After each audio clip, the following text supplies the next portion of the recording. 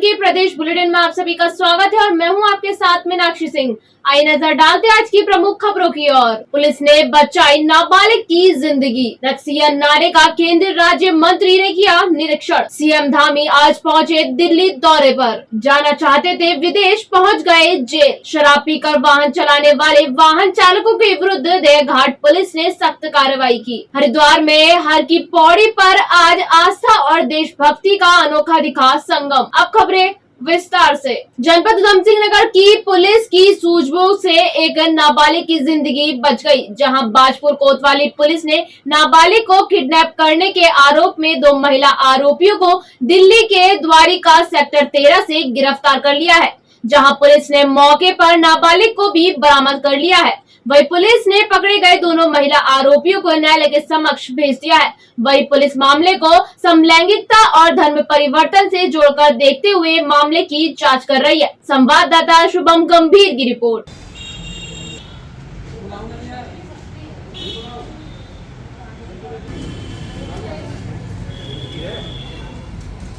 8 तारीख को जो है एक लड़की जो है अपने रिश्तेदारी में यहाँ बाजपुर चीनी मिल में आई थी। वो उसी दिन वहाँ से जो है गायब हो गई। उसके पिताजी के तहरीर के आधार पर थाना बाजपुर में 365 का अभियोग पंजीकृत किया गया तथा उसकी विवेचना जो है एसआई प्रकाश चंद को दी गई। जब उस लड़की का मोबाइल नंबर लेकर के एसओजी से हमने उसकी सिटी कार्ड निकलवा तो 17 तारीख के दिन जो है उसकी लोकेशन दिल्ली सेक्टर 14 में आने की मिली। उसके बाद टीम हमारी यहाँ से गई है तो सेक्टर 14 में वो लड़की 2 महिलाओं के साथ में जो है वो बरामद कर दी गई है।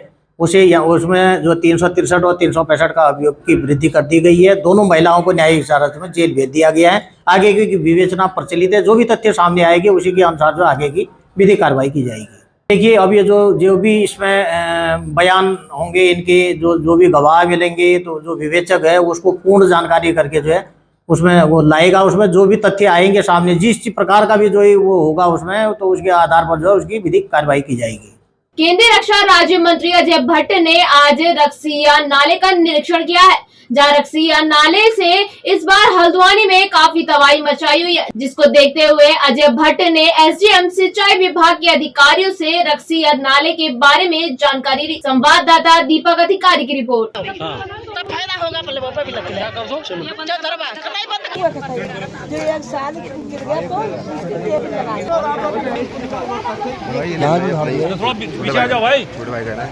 की मार है और काफी नुकसानी तो हुई है। प्रभु की कृपा रही है कि कोई जनहानि यहाँ पर नहीं हुई है। पूरी तरह से अगल बगल की दीवारें टूट गई है। कई मकान पूरी तरह बह गए हैं। लोगों को परेशानियां हो रही हैं। बिजली के तार लटक रहे हैं। वो सारे हमने एक 14 सदस्यों की एक समिति बना दी है। जिलाधिकारी खुद यहाँ आए थे तो उसमें फॉरेस्ट भी होगा, एक्शन होंगे हर डिपार्टमेंट के। हम कैसे इसको ठीक करें। डीसिल्टिंग करानी बहुत ज़रूरी है क्योंकि नदियां भर गई हैं और वो अगल बगल को मार रही हैं, अपना रास्ता बदल रही हैं। अब चूंकि ये पूरा आबादी क्षेत्र है, आबादी क्षेत्र में अपने लोगों को बचाना हमारी पहले प्राथमिकता है। इस बार तो ईश्वर की कृपा से कहीं जनहानि नहीं हुई है। जितना इस बार काट दिया, अगर इसकी रेमेडी हम नहीं करेंगे तो उपचार ठीक से नहीं होगा तो अगली बार खतरा पैदा होगा। तो इसलिए ऐसी स्कीम बना रहे हैं कि दोनों तरफ से पुख्ता प्रबंध हो जाए ताकि पानी का कटाव बंद हो जाए। बड़े बड़े बोल्डर किनारे पे लगा के बीच बीच में पानी जाते रहे ताकि बोल्डर को ही नुकसान हो, मकानों तक न पहुंचे। ऐसी योजना बन रही है यथाशीघ्र और बहुत तेजी से काम चल रहा है। हर तरह से अहेतुक राशि दे दी गई है और लोगों को जो अपने बेघर हुए हैं उनको बचाने का पूरा प्रयास कर रहे हैं। यह हमारी सरकार की, हम सबकी नैतिक ड्यूटी है। आखिर हमारे लोग हैं, हम कहाँ डालेंगे उनको। इसके लिए योजना बना रहे हैं। मैंने इसी नाते आज यहाँ का निरीक्षण किया है। काम तेजी से चल रहा है। लोगों ने बताया है कि पहले पूरी भली हुई थी नदी, आज धीरे धीरे डिसिल्टिंग हो रहा है। तो काफ़ी पानी का हमने जो बहाव बिल्कुल इधर को मार रहा था एक साइड को, तो उसको बीच में डाल के आगे को कर दिया। अगर इस साल कोई ज़्यादा बारिश फिर होती है तो कम से कम फिलहाल एक दिशा दे दी है तो ये जब वर्षा ऋतु खत्म हो जाएगी, समाप्त होगी, तो उसके बाद परमानेंट क्योर करने के लिए काम भी प्रारंभ हो जाएगा। दिल्ली पहुंचे मुख्यमंत्री पुष्कर सिंह धामी ने मीडिया से बात की। इस दौरान उन्होंने कहा कि दिल्ली में हुए ऊर्जा के संबंध में केंद्रीय ऊर्जा मंत्री से मुलाकात करेंगे। साथ ही उत्तराखंड में जो इन्वेस्टर सबमिट होनी है उनको लेकर भी स्टेक होल्डर के साथ बैठक की जाएगी। संवाददाता सुनील राज की रिपोर्ट।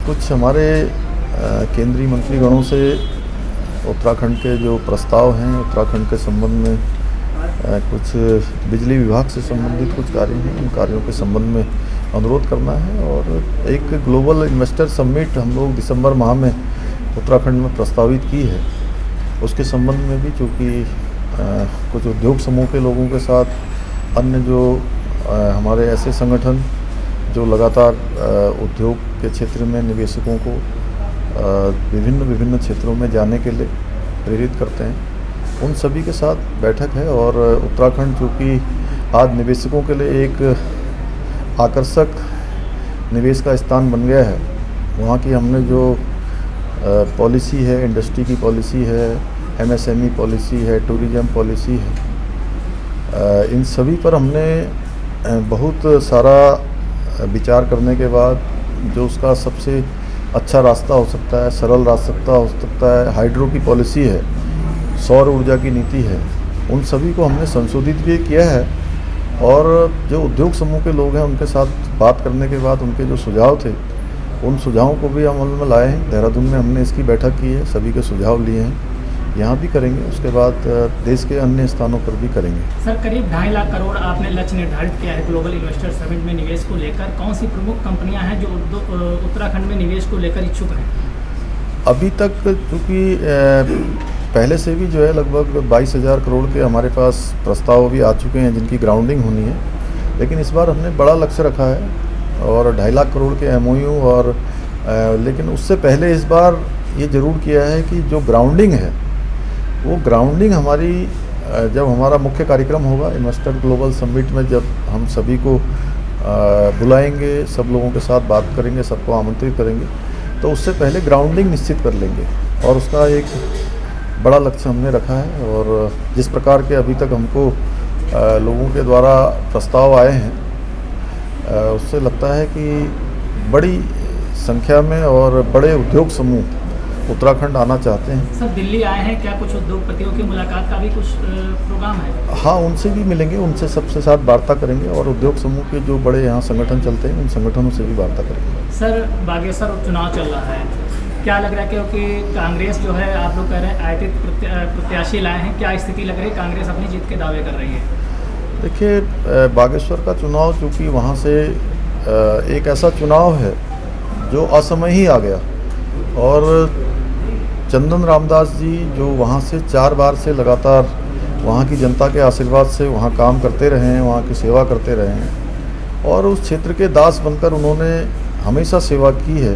उनका एक अपना व्यक्तित्व था, उन्होंने बहुत सारे कामों को वहाँ धरातल पर उतारा और बहुत सारे काम भविष्य के लिए प्रस्तावित किए थे। उन सभी को हम लोगों ने जो भी काम उनके समय के प्रस्तावित थे, उन सभी कामों पर स्वीकृतियाँ भी प्रदान की हैं, कामों को आगे भी बढ़ाया है। तो सरकार बागेश्वर क्षेत्र को प्राथमिकता में लेकर उनकी धर्मपत्नी चुनाव के मैदान में पार्वती दास जो एक बहुत ही सज्जन महिला हैं और उन्होंने भी संकल्प लिया है कि अपने उनके पति स्वर्गीय चंदन रामदास जी ने जो काम शुरू किए थे उन कामों को आगे बढ़ाएंगे और वहाँ की जनता का भी सीधे सीधे मैं कहूँ कि एक उनसे जिस प्रकार का लगाव था, जिस प्रकार की आत्मीयता थी, जो उनके काम थे, उनको बढ़ाने के लिए मैं नामांकन में वहाँ गया था और हजारों हजार लोगों ने नामांकन में भाग लिया। अनेकों लोग दूसरी पार्टियों से भारतीय जनता पार्टी में शामिल हो रहे हैं, इसलिए मुकाबले जैसी कोई चीज़ नहीं है क्योंकि लोग विकास के लिए, बागेश्वर के विकास के लिए, उत्तराखंड के विकास के लिए भारतीय जनता पार्टी को वोट देंगे। और जितने भी चुनाव हुए सभी चुनावों में जनता ने हमको आशीर्वाद दिया है, इस चुनाव में भी बड़ी जीत हमारी होगी। सर, अंतिम सवाल है, उत्तराखंड आपदा से ग्रसित है, तमाम नुकसान हुआ, क्या केंद्र सरकार के विभिन्न विभागों से कुछ मदद का अनुरोध करेगा? साथ ही अतिक्रमण विरोधी अभियान चल रहा था जो ठंडा पड़ गया है, पिछले दिनों आपने निर्देश भी दिया अफसरों से, क्या वो फिर से शुरू होगा? देखिए, इस वर्ष जो आपदा की स्थिति है वो बहुत ज़्यादा है और मानसून बहुत ज़्यादा सक्रिय रहा है, अतिवृष्टि हुई है। उसके कारण से जहाँ जन हानि भी हुई है, पशु हानि भी हुई है, ज़मीनों का नुकसान हुआ है, पुलों का नुकसान हुआ है, सड़कें पूरी की पूरी ख़राब हो गई हैं, मकान ध्वस्त हो गए हैं, अनेकों स्थानों पर फसलों का नुकसान हुआ है। तो केंद्र से हम लोगों ने अनुरोध किया था, केंद्र की टीम वहाँ आई है, वो सारा आकलन कर रही है। और अभी तो ये है कि चूँकि आपदा जितनी आ गई है उसको रोका तो नहीं जा सकता था, लेकिन उसके असर को कैसे कम कर पाएँ, इस पर हम लोग लगातार काम कर रहे हैं। जो प्रभावित आपदा से लोग हैं उनके बीच में जाकर उनके लिए सामान्य स्थिति कैसे बने, उस पर काम हो रहा है। सर, राहुल गांधी अमेठी से चुनाव लड़ सकते हैं, जैसा कि उत्तर प्रदेश के उनके प्रदेश अध्यक्ष ने कल कहा है। वो पिछली बार भी चुनाव अमेठी से लड़े थे और उसका परिणाम देखा था, इसलिए मैं समझता हूँ कि अब वो ऐसी गलती नहीं करेंगे। 7 अगस्त की रात पिस्तौल दिखाकर वाहन लूट की घटना को अंजाम देने वाले 2 शातिर लुटेरों को प्रेमनगर पुलिस ने गिरफ्तार किया है। आपको बता दें कि पुलिस ने उनके कब्जे से लूट में प्रयोग की गई देसी पिस्टल भी बरामद की है। इसी के साथ उनका एक साथी आरोपी अभी फरार चल रहा है। संवाददाता सुनील राज की रिपोर्ट।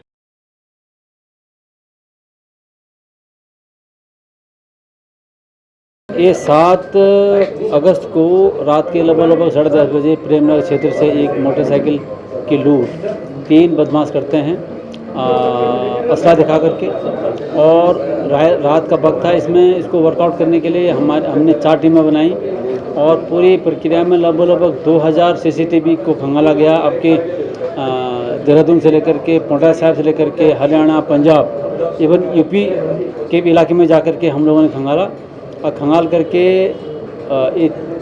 2 बदमाश सुखविंदर उर्फ सुक्कू है और शिव कुमार, ये दोनों सिरसा के रहने वाले हैं। तीसरा एक जो फरार चल रहा है अमरजीत, ये भी सिरसा का रहने वाला है, ये फरार चल रहा है। 2 अभियुक्तों का हमने अरेस्ट कर लिया है। मोटरसाइकिल अपाचे उसको हमने रिकवर कर लिया है।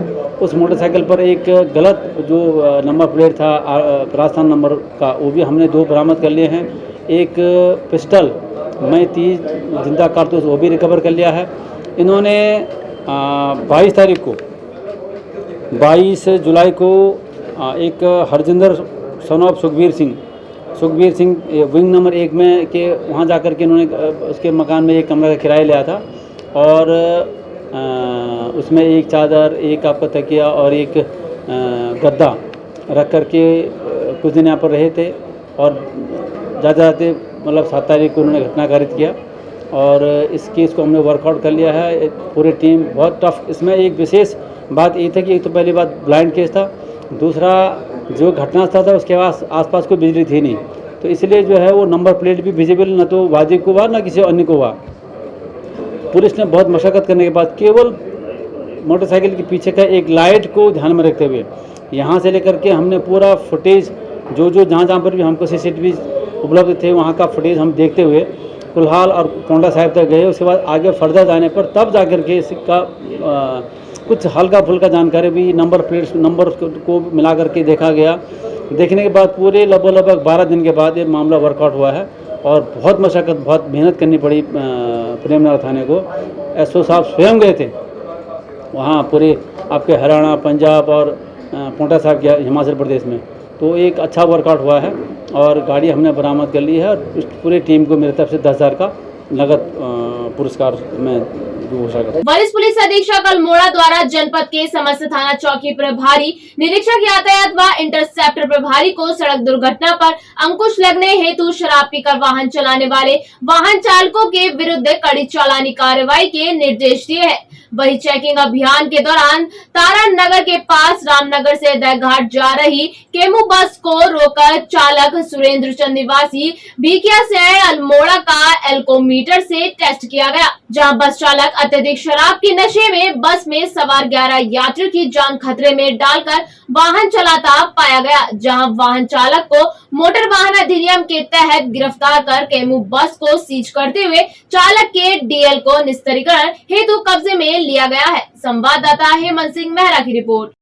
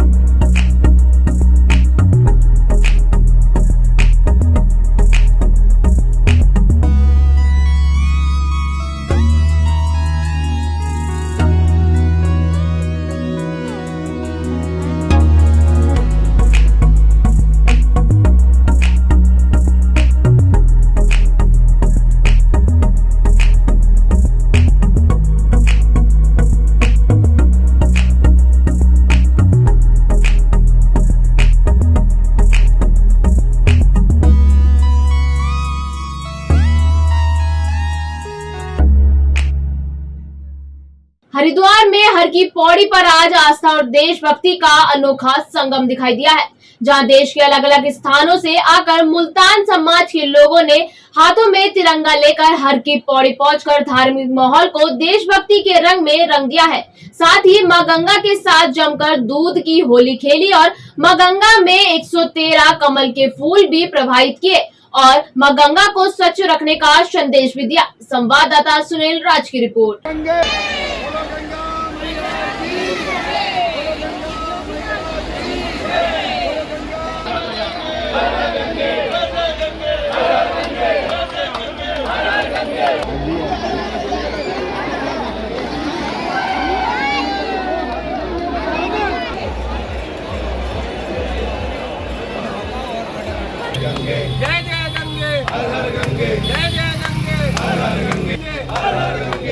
आज से 113 साल पहले पाकिस्तान में जो मुल्तान शहर है, वहाँ से भगत रूपचंद जी मुल्तान जोत को पैदल लेकर हर की पौड़ी पे आए थे। उस जोत को प्रवाहित किया था विश्व में शांति के लिए, एकता भाईचारे के लिए।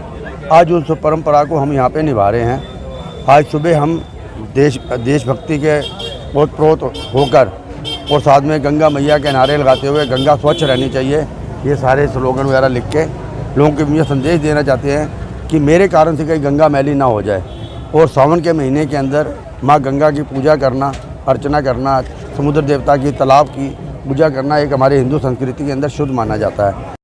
मैया की जय। क्या नाम है आपका? योगी विजेंद्र नाथ। आज यहाँ पहुँचे हरिद्वार जी। मुल्तान जोत का महोत्सव है और पूरा कार्यक्रम शामिल होने आए हैं, क्या 113वां मुल्तान जोत का ये महोत्सव है, जो 113 वर्षों से लगातार हमारे महेंद्र नागपाल जी और इनकी पूरी की टीम के द्वारा चलाया जा रहा है और जीवन भर ये चलता रहेगा। जब तक माँ गंगा बुलाती रहेगी हम लोग आते रहेंगे और मैया में डुबकी लगाते रहेंगे और इसी तरह ये कार्यक्रम चलता रहे, ऐसी हम शुभकामना करते हैं और सभी देशवासियों को शुभकामनाएं। मुल्तान जोत का कार्यक्रम आज गंगा मैया के उसमें, और हम लोग जो ये कमल के फूल जो लाए हैं और मुल्तान जोत का जो हम लोग एक वो रखते हैं जोत जली हुई, उसको भी गंगा मैया में प्रभावित करते हैं और आज हम लोग कमल का फूल मैया में प्रभावित कर लेंगे। क्या कामना की है माँ गंगा से? माँ गंगा से यही कामना है कि देश में खुशियाँ रहे, सद्भावना बनी रहे, भाईचारा बना रहे, किसी प्रकार का कोई प्रकोप ना आए। जैसे अभी कोरोना आया था, ऐसा कोई प्रकोप ना आए। गंगा मैया हम सबको बचा के रखे और सब पे कृपा बनाए रखें। क्योंकि चाय तो एक साथ होनी चाहिए, सब लोग एक साथ बैठना ही नहीं चाहते। पापा, try this. लो, सब लपक लिए।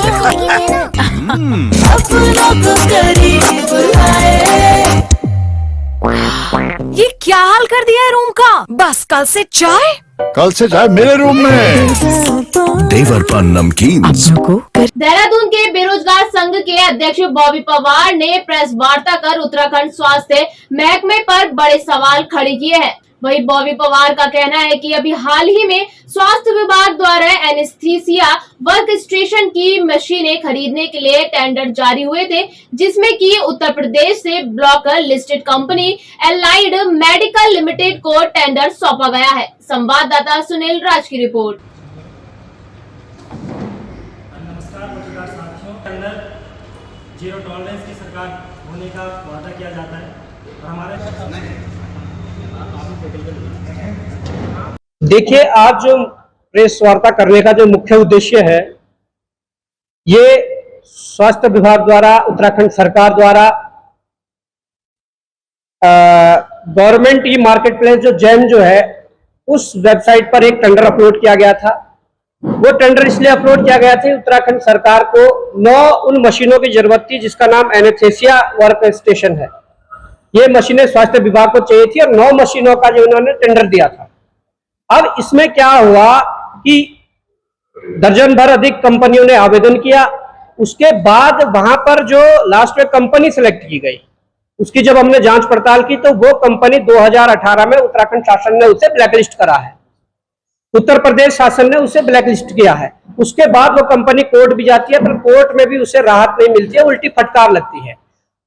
मामला सिर्फ टेंडर देने का नहीं है कि उस कंपनी को दे, इस कंपनी के माध्यम से विभागीय अधिकारियों को, विभागीय मंत्रियों को फायदा पहुंचाया जा रहा है, क्योंकि जो इन मशीनों की मार्केट वैल्यू है, हमने देश के अनेक राज्यों से ये जब चीजें निकाल कर देखी है, तो जयपुर में जो मशीन जाती है उसकी 11 लाख रुपए सेम मशीन की कीमत है और अभी 2023 जनवरी में जाती है। दिल्ली के कस्तूरबा हॉस्पिटल में जो मशीन जाती है उसकी कीमत 14 लाख रुपए होती है और अभी मार्च 2023 में जाती है। अंबेडकर हॉस्पिटल में जो मशीन जाती है उसकी कीमत 17 लाख रुपए होती है और सेम 2023 में जाती है। परंतु जब यहाँ की जो कीमत है, जो उत्तराखंड सरकार की जो कीमत है, जो मशीनों को खरीदने की कीमत है, मैं अभी कहा था कि एक कंपनी द्वारा विभागीय अधिकारियों को, विभागीय मंत्री को फायदा पहुंचाने के लिए, करोड़ों रुपए फायदा पहुंचाने के लिए इन लोगों ने उस कंपनी को टेंडर दिया और उस कंपनी ने एक मशीन की कीमत 59,99,700 रुपए 777 रुपए रखी है, मतलब 60 लाख रुपए।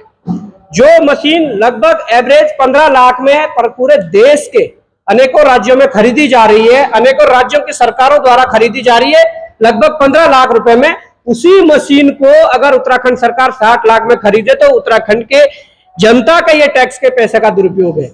मैं ये कहना चाहता हूं कि एक मशीन पर 45 लाख रुपए अधिकतम लिए जा रहे हैं और ये 9 मशीनें खरीदने जा रहे हैं, जिसमें कि 4 करोड़ से ऊपर का ये घोटाला आ रहा है। और इसके बाद ऐसी लगभग हमें सूचना मिली है कि स्वास्थ्य विभाग द्वारा 50 मशीनें खरीदने का कोई टारगेट बनाया है। तो अगर 25 मशीनें खरीदी जाएंगी और एक मशीन पर 45 लाख रुपए का करप्शन हो रहा है, तो आप जान सकते हैं कि करोड़ों अरबों रुपए जनता के टैक्स का पैसा है, वो यहाँ पर उसका दुरुपयोग हो रहा है। और हमारे इस परिस्थिति को देखते हुए आप देख सकते हैं कि ये पैसा सीधे सीधे मंत्रियों के जेब में, अधिकारियों के जेब में, करप्टेड लोगों के जेब में जा रहा है। और हमारे पहाड़ में जो हमारे जो स्वास्थ्य केंद्र है, जो प्राथमिक स्वास्थ्य केंद्र है, वहां पर एक भी एक्सरे मशीन तक नहीं है।